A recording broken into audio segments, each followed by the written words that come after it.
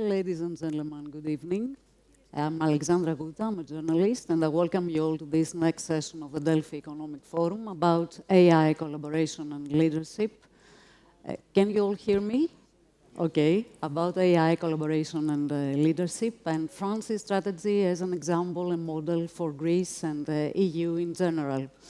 So let's start with the basics. Human talent is not enough, in this field at least, so we should do something about it. Public funds are never enough, so if we want to have more money for technological companies and startups and more money in VCs, then we should mobilize the private sector and do it as fast as possible because the competition in the AI field is fierce. Shall we do it like France, who managed to become one of the best go-to places for investment in technology in Europe? As Sam Altman put it, France is now globally renowned for its innovation and leadership in the AI sector.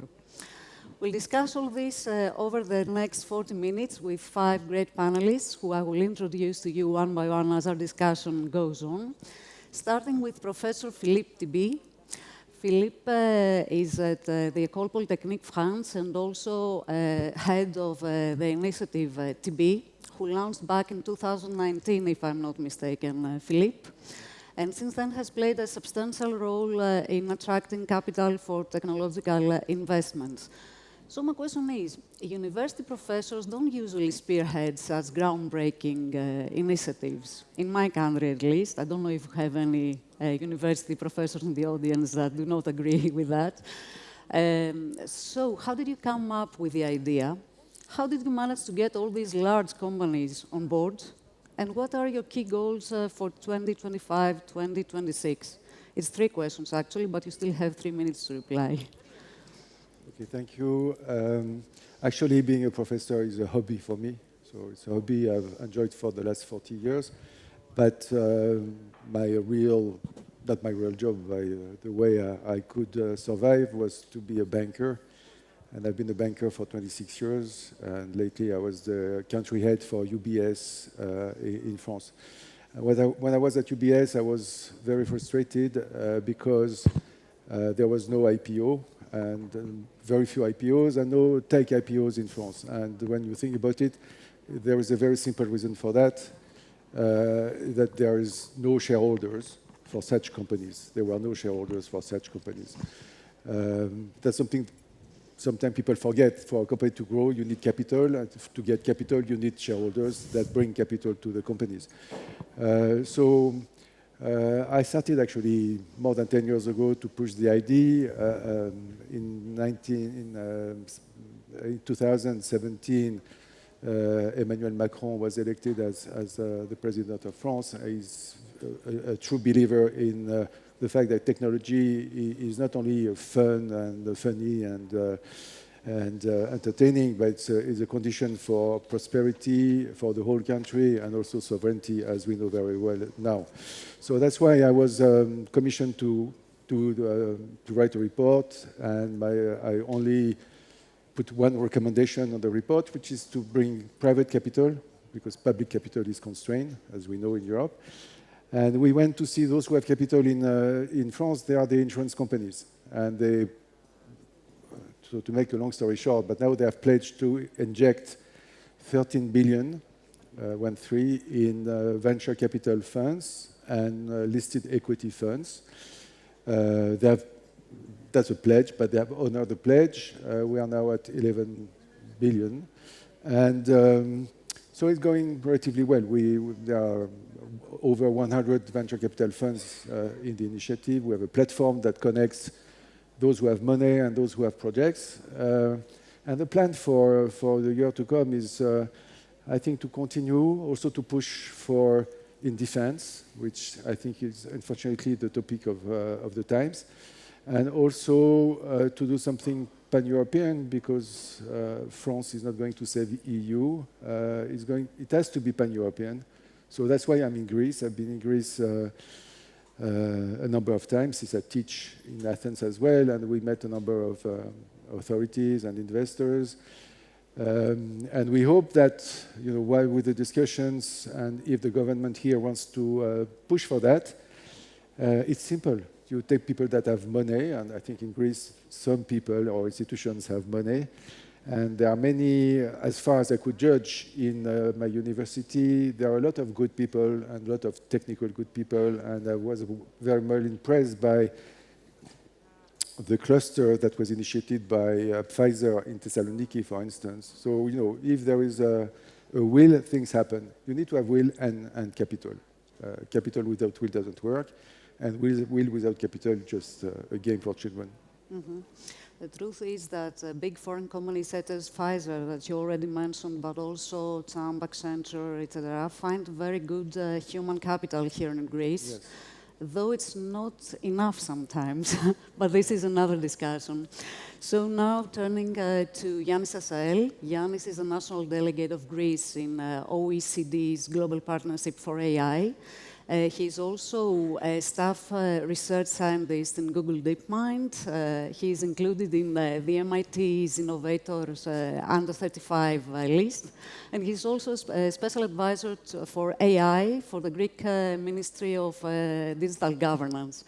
So, Yannis, do you think France's approach in AI could serve as an effective model and strategy for Greece as well, given the country's special characteristics and needs? I could answer with just one word, which is like absolutely. Now, to elaborate more, I'd start with an example, which is like I have my hands on large language models. That's part of my job, and I work in one of the leading labs in research for that. Many of my colleagues are in the French office, and most of them are not French. I also have many colleagues of mine from my studies in Oxford that are also like in French startups. Most of them are not French.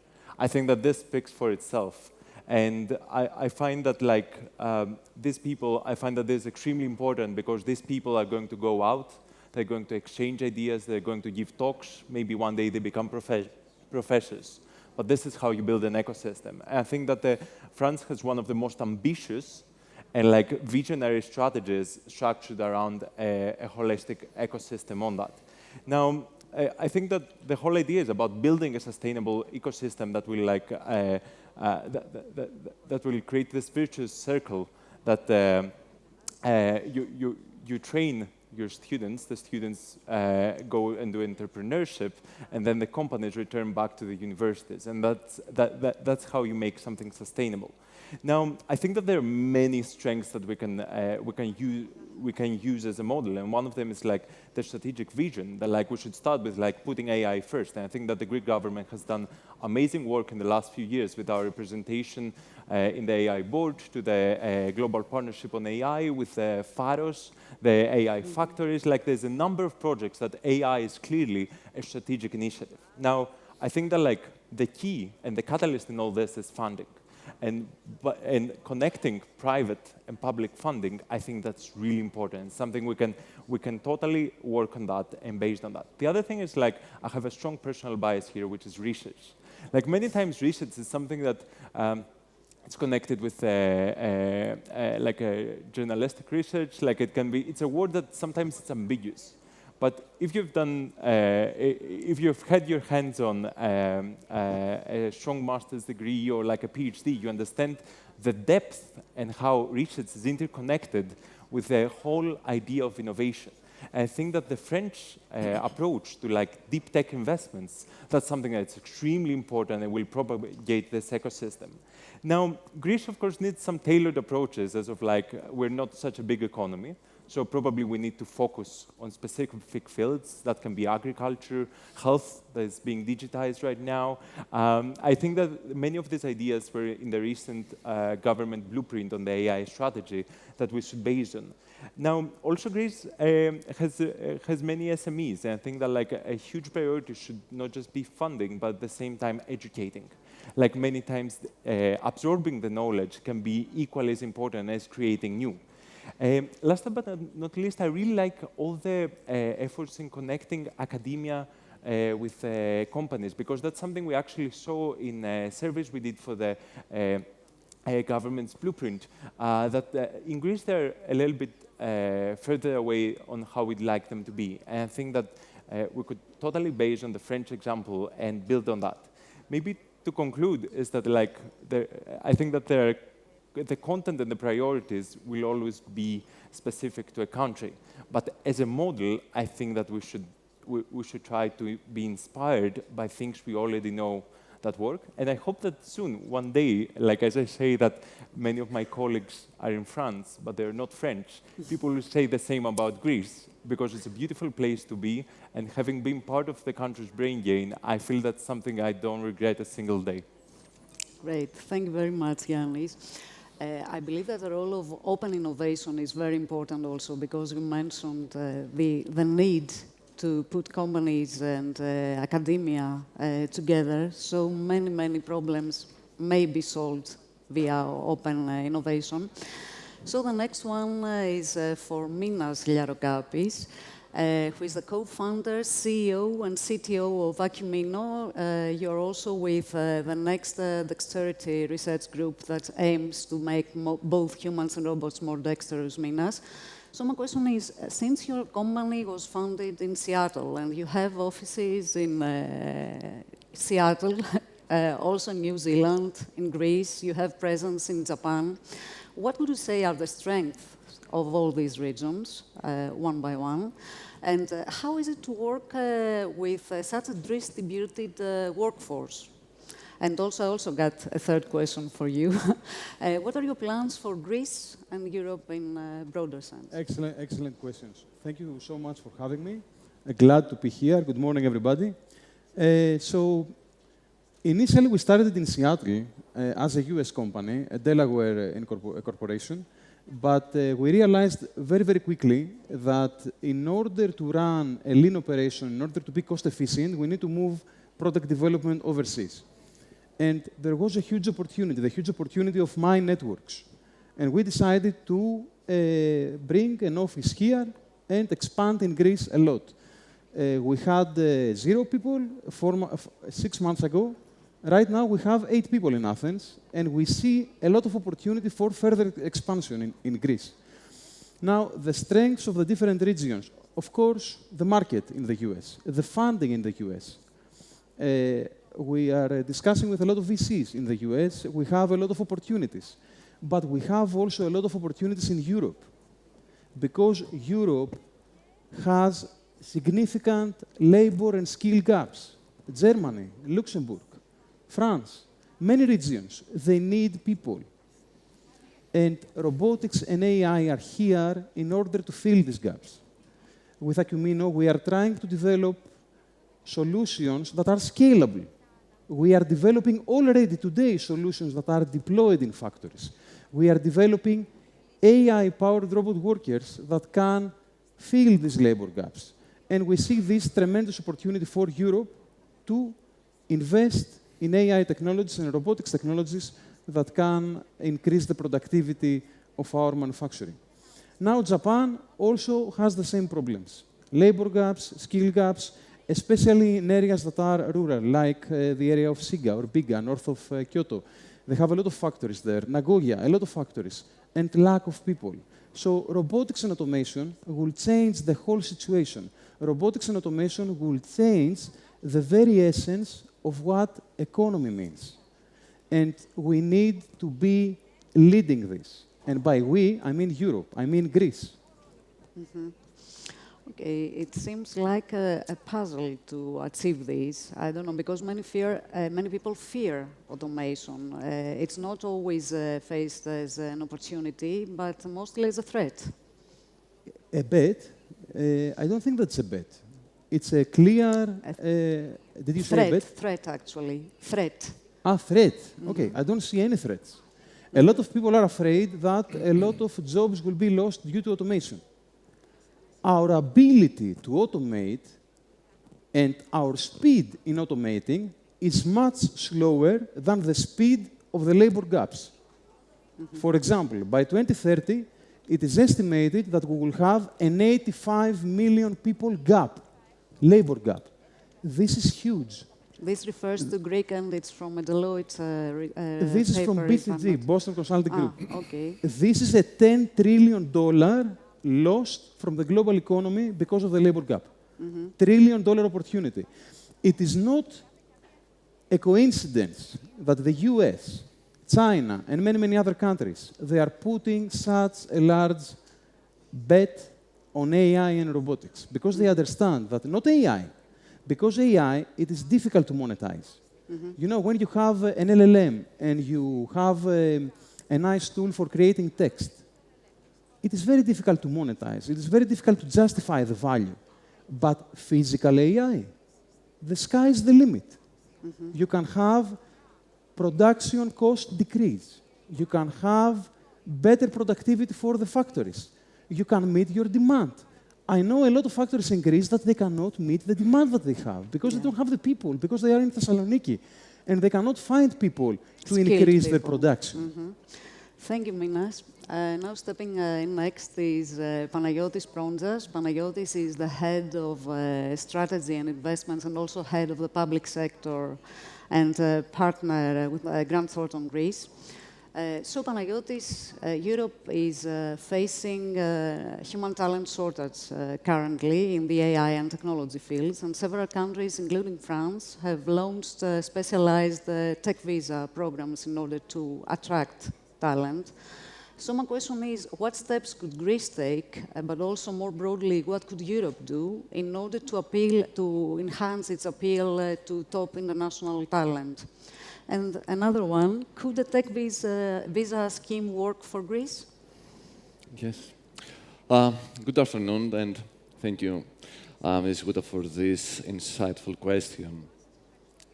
It is an unfortunate truth that Europe, including Greece, is facing a shortage of skilled talent in tech and AI.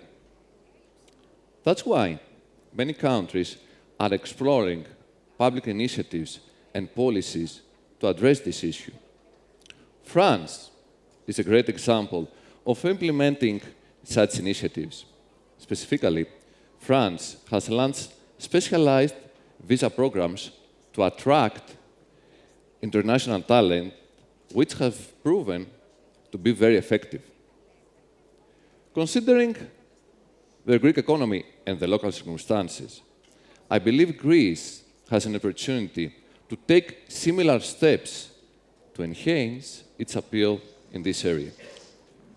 What can Greece do to reduce the tech gap in the labor market, attract highly skilled professionals from around the world, and generally improve its position in the global AI industry? I believe there are three key steps. Firstly, the introduction of a tech visa program following France's example is obviously one of these steps. However, if this is the only initiative, the expected results will be limited. There are at least two other steps that Greece should definitely take to achieve this goal. Greece should accelerate its investment to foster a strong startup ecosystem through new financial incentives, tax breaks, investments in data center, and access to innovation hubs. Additionally, Greece should strengthen the partnerships between Greek universities and the private sector, investing in local talent and tech-focused education. On the other hand, the EU can also play a critical role in this process. Specifically, the EU could implement a unified visa system for tech professionals, making it easier for skilled workers to move between member states and access opportunities across Europe. Furthermore, the EU should mobilize more funding for R&D in tech and AI programs and increase the ability of each country to invest in new technologies and innovation programs. In conclusion, Greece can enhance its appeal by introducing tech-specific visa programs, strengthening its ecosystem, and leveraging EU-wide policies. Public initiatives, such as targeted financing, can also play a key role in reducing cost for businesses, making it easier to attract and retain top tech talent. Thank you very much, Panagiotis. So I'd like to close this first round of questions with Patrick Amiel. Patrick is the co-founder and CEO of 3-to-1, the first startup studio of France, if I'm not mistaken, Patrick. It's a new innovation model that brings together entrepreneurs and large companies, and you're also a business angel. So my question is, why do large groups use startup studios? How can startup studios contribute to corporate innovation? And also, what special characteristics should a startup studio have in order to work in a European level? Okay, everything in 3 minutes? Yes. Okay, just to have an idea, who is familiar with the concept of startup studio? If you can raise the hand. Okay, just less than 10 people. So first, I'm going to explain what is a startup studio. In my previous life, I was entrepreneur. I co-founded a marketplace in France, and I sold it to the Vivendi group, just to understand background as entrepreneur. And a startup studio is a company built by entrepreneur to be able to build a lot of startups. So we are a factory to create startups with large company, because we are a corporate startup studio, and we are the first one in France. We work with like 15 companies, and a company like BNP Paribas, L'Oréal, and whatever used to work with this kind of thing. So at the beginning, we had the feeling that large companies had gold in their hand, but in the other hand, entrepreneurs know how to execute. And we create a model to join the forces between entrepreneur and large company. The three main assets of a startup studio. First, we do the thing very fast. I mean, each time we launch a new business, a new venture, it takes 6 months from the idea to the first customer of the new business we launch. So it's the ability with the entrepreneur DNA and asset to move fast. The second one is the ability to de-risk the launching of a new activity. Each time in a large company you launch something, there's a lot of risk to execute by the legal, the IT, whatever, everything is quite difficult. But because we are serial entrepreneur, we have some experience, and the risk to fail is less important than doing it alone. And the third advantage is also to participate to a transformation program. I mean that mixing the DNA of entrepreneur and people from large company helps also the large company to transform and to change a little bit the mindset in all the new business they would like to launch. So this is the first thing. Let me just share an example. BNP Paribas in France is the largest bank in Europe. Sometimes it's Santander, sometimes it's BNP Paribas. It depends on the valuation of the market. But BNP is one of the leading banks in Europe. They were just about doing an M&A operation, acquiring a company, but the valuation was too expensive. So they decided to launch by themselves something. So they had the option of M&A. The second option for BNP Paribas was to launch alone, and the third one was to launch with us. And we launched a platform. The name is 1.6. This is a payment platform. If you are familiar about this word, it's like Stripe. It's a very big player in the world. Stripe, it's a crazy company. And we are quite crazy because we launched something in front of Stripe.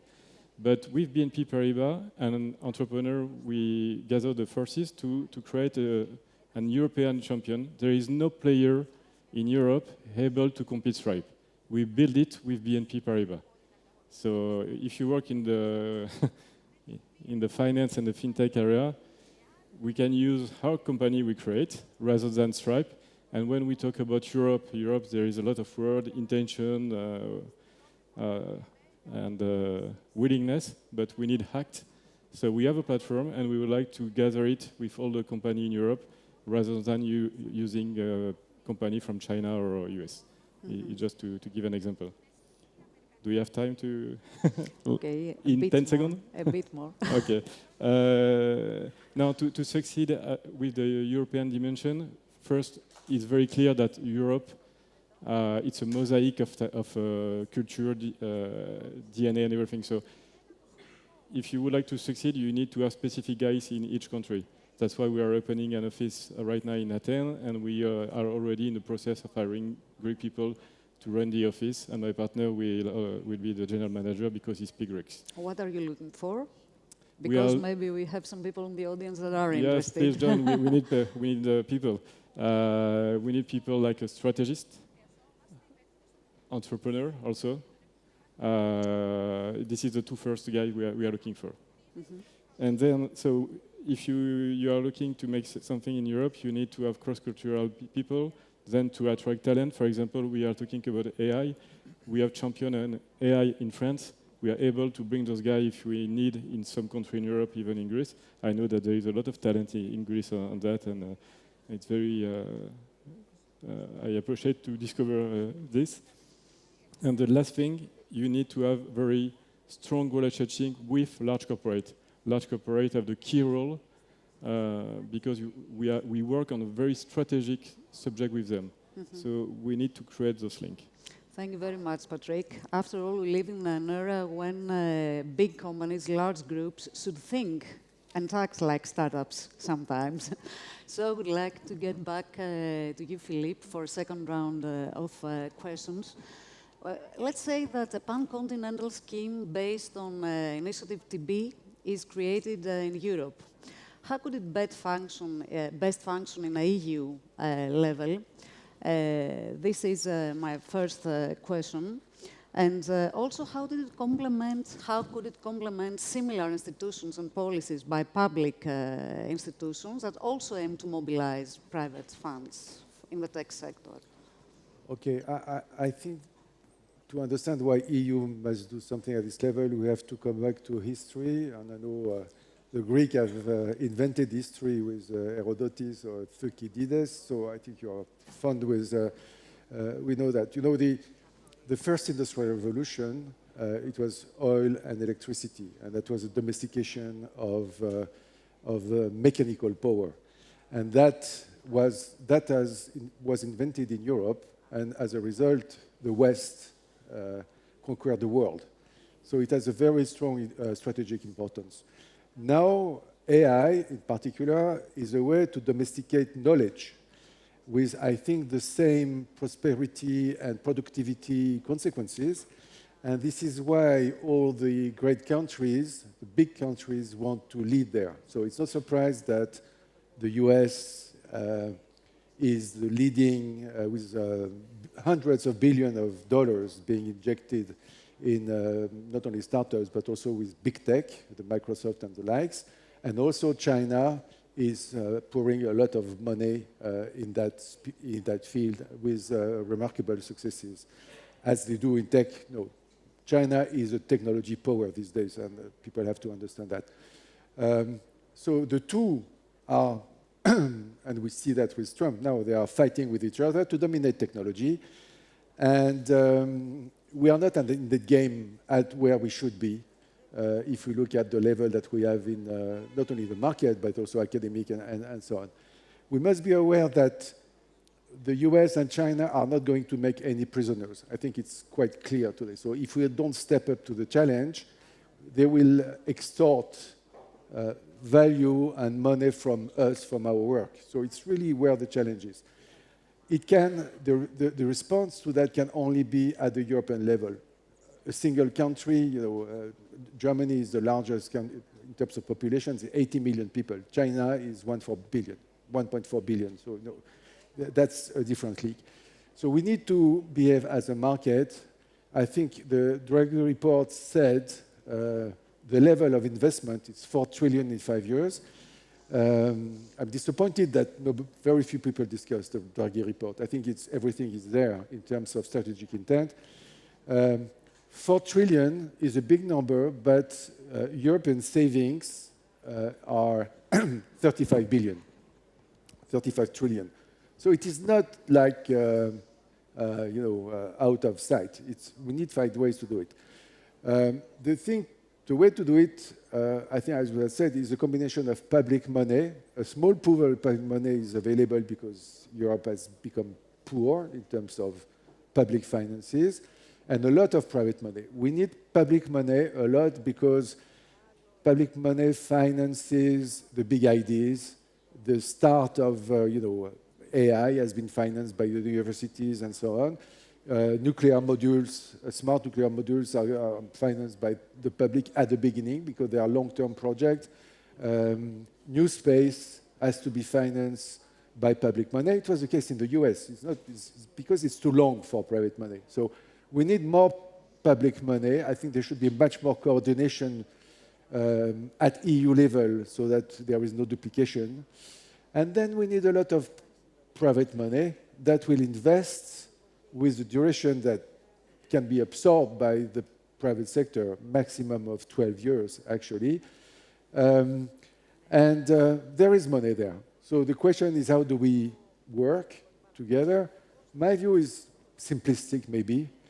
But we have a lot of institutions or family offices or whoever are having the money, the 35 trillion I'm mentioning.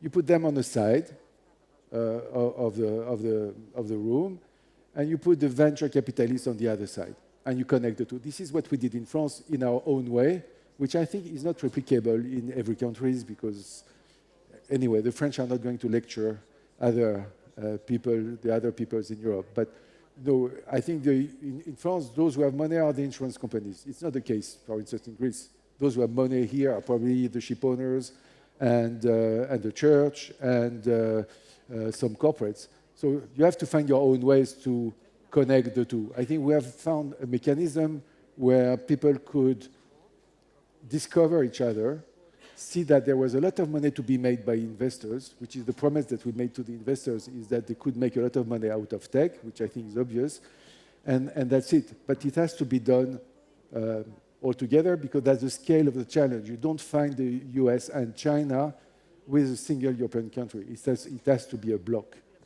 Okay, thank you very much, Philippe. I would like to ask all of you to keep it in 3 minutes because the clock is running. So over to you, Yannis. The US and China are advancing rapidly in the AI field, while EU seems to be lagging behind, aside from the regulatory framework, which of course is very important. So my question is, how could European member states collaborate more efficiently to strengthen Europe's position in the AI global market? And also, what could be the role of Greece? I'm very happy to be taking the microphone after what you said, because I think that I'll stand on the keywords of I'll be one of the ones referring to Mario Draghi's report on EU competitiveness, because I think it's key in all this. And I really like the word pan-European. I feel that's how we should start thinking.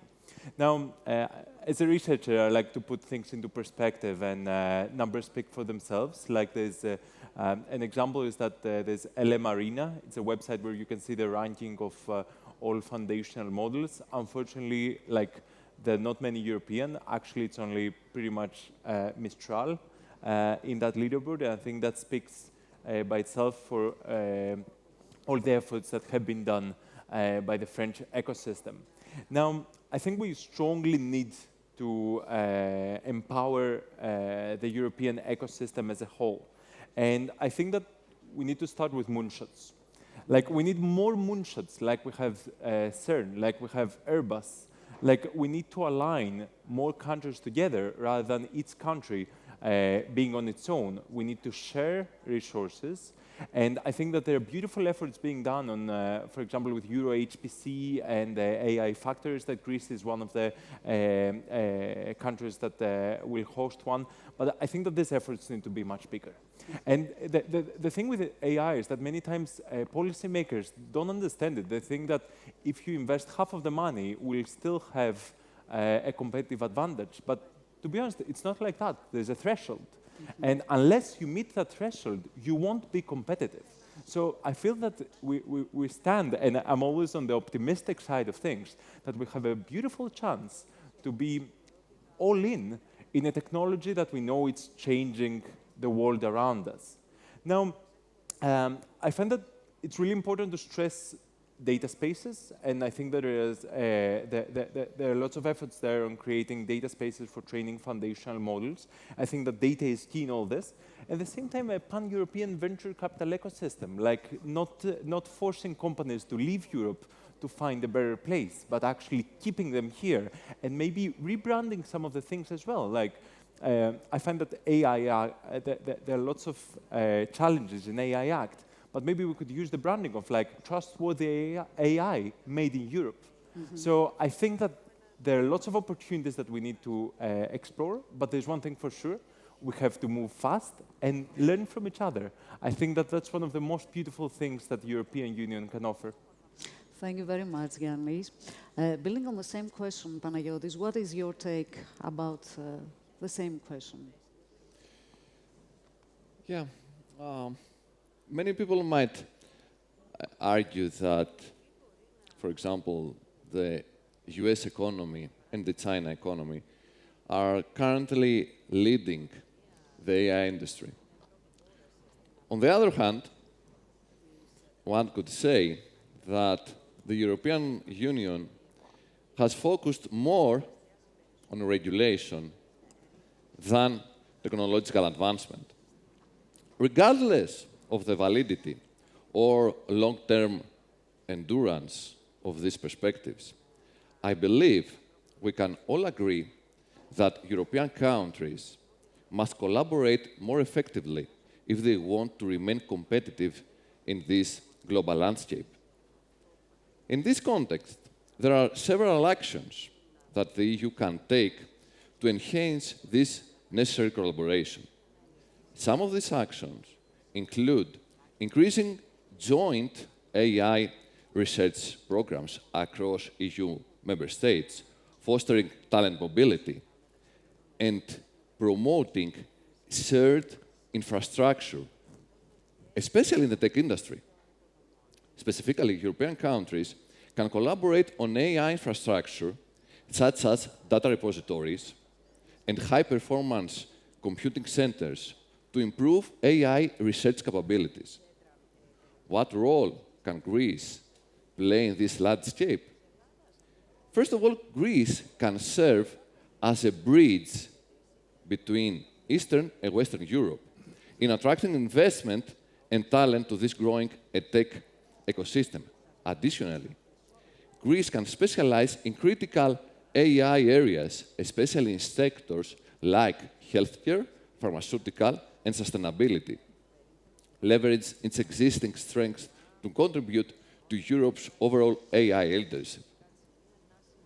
Beyond these actions, and considering the values and the culture of European countries, I believe that the European Union can lead the way in integrating and maintaining ethical standards in the AI industry, as well as ensuring data privacy protection.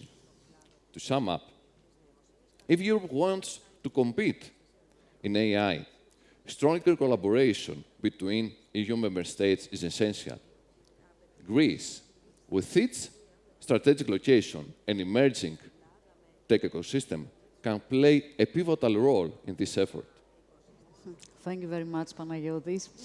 Minas and Patrick. I remember the question. Please because we are anxious. Please keep this okay. short as possible. I believe that we need to come together, all of us, all the European countries. We have an unprecedented opportunity here with AI and robotics. We need to invest. We need to read Draghi's report, and we need to invest now. Not tomorrow, not next month. We need to invest now. And we need to come all together. I welcome the model of France. France has participated in industrial revolutions. Greece has not. We need to learn from France. And for Greece, there is here a unique opportunity. We missed the first industrial revolution. We missed the second. We missed the third. We are missing right now the fourth. maybe we can cheat and go directly to the fifth with robotics. I think that there is a unique opportunity here, and we need to act very, very fast. Thank you very much for being so brief and to the point, Minas. So I would like to close the second round of questions with you, Patrick, and ask you, from your own experience, why would France's strategy work well in a European level? You know, the name of our company is 3-2-1, so I'm going to give you 3 key assets we have in France. 10 years ago in France, the ecosystem was quite shy, maybe as it is today, in Greece. But today, we have 3 pillars in France. For me, it's very obvious. First, it's a long-term strategy. I had a chance 9 years ago to lunch with our president, Emmanuel Macron, before he was elected. And it was very clear for him that technology, IT, has to be a key pillar in France. So it was a 10-year strategy, and not without saying we go on the right, on the left, on the right, and upside down, and everything. No, it was the same line for 10 years. The first point, so you need to have a vision. The second point, in France, the ecosystem works because we have money with VC and the BPI, the Public Bank of Innovation in France, which invests a lot of money. We are talking about billions of euros each year in the systems. So there is a lot of money. So we have mature VC with success. We have the government who put money. So we have money. We have talent. As you said, we have wonderful talent of engineer with Ecole, Polytechnique and other Ecole, with business school. And all those talent, during their scholarship, they study entrepreneurship. They do things. It's in the core program of all those schools in France. So we have talents also. And in this talent, we have serial entrepreneurs, so they are able to create new company. And also, we have large corporate, who used to work with startup and to buy services, to spend money with startup. Because startup without customer is quite difficult. For example, there is a plan in France. The large company in France has promised to invest 1 billion euro in startup in France. Not to invest, sorry, to buy services on startup, to be customer. So the system with large corporate, VC, talent works. And the last thing, we were talking, I am here because I was invited by La French Tech, which is the association of French entrepreneurs worldwide. But the French Tech is present in Paris, in all the departments in France, and also in 52 countries. That's why I'm here. And so the French diaspora is very active to help each other. You need to create something. I think with my partner, we are here since 10 days in Athens. We met a lot of companies. You have everything to succeed. But I agree with you. You need to focus in 1 or 2 good themes, because it's difficult if you don't have a lot of money, just to be focused and to succeed and to create the legend in Greece. Maybe not only in Greece, maybe also in the region. You have a key role to play. We are strong with UK, Germany, France. We need help with strong country on tech in Eastern Europe. Please do it.